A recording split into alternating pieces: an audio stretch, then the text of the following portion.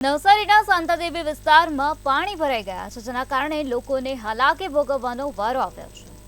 પૂર્ણા નદીના પાણી શહેરમાં ભરાઈ ગયા છે। શાંતાદેવી વિસ્તારમાં કેડસમાં પાણી ભરાયેલા જોવા મળી રહ્યા છે, જેના કારણે લોકોને પારાવાર મુશ્કેલી વેઠવાનો વારો આવ્યો છે। અત્યારે લોકો હેરાન પરેશાન થઈ રહ્યા છે, કારણ કે કેડસમાં પાણી ભરાયેલા જોવા મળી રહ્યા છે। તો આ દ્રશ્યો શાંતાદેવી વિસ્તારના સામે આવ્યા છે, તમે મંતવ્યની સ્ક્રીન પર નિહાળી શકો છો, જેમાં સ્પષ્ટપણે કેડસમાં પાણી ભરાયેલા જોવા મળી રહ્યા છે। ત્યારે વહીવટી તંત્ર પ્રત્યે સ્થાનિકોનો રોષ જોવા મળી રહ્યો છે।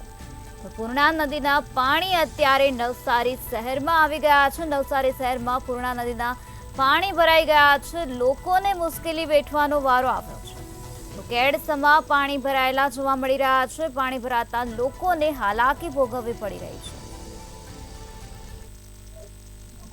ઉપરવાસમાં તેમજ નવસારી શહેરમાં પડેલા ભારે વરસાદને પગલે નવસારીમાંથી જે પસાર થતી પૂર્ણા નદી છે, તે પૂર્ણા નદી પોતાની ભયજનક સપાટીથી 6 ફૂટ જેટલી ઉપર વહી રહી છે, જેના કારણે નવસારી શહેરના કેટલાક જે વિસ્તારો આવ્યા છે, શાંતાદેવી વિસ્તારો છે, ભેસટ ખાડા છે, કેટલાક વિસ્તારોમાં પાણી ભરાઈ ચૂક્યા છે।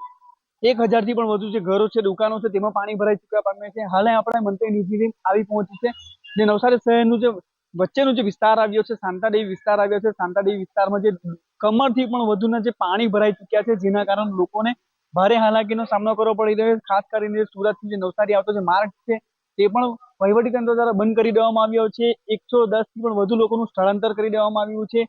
વહીવટીતંત્ર દ્વારા બાજ નજર રાખવામાં આવી રહી છે, કોઈ અનિચ્છનીય ઘટના ન બને તેનું પણ સંપૂર્ણ ધ્યાન રાખવામાં આવી રહ્યું છે।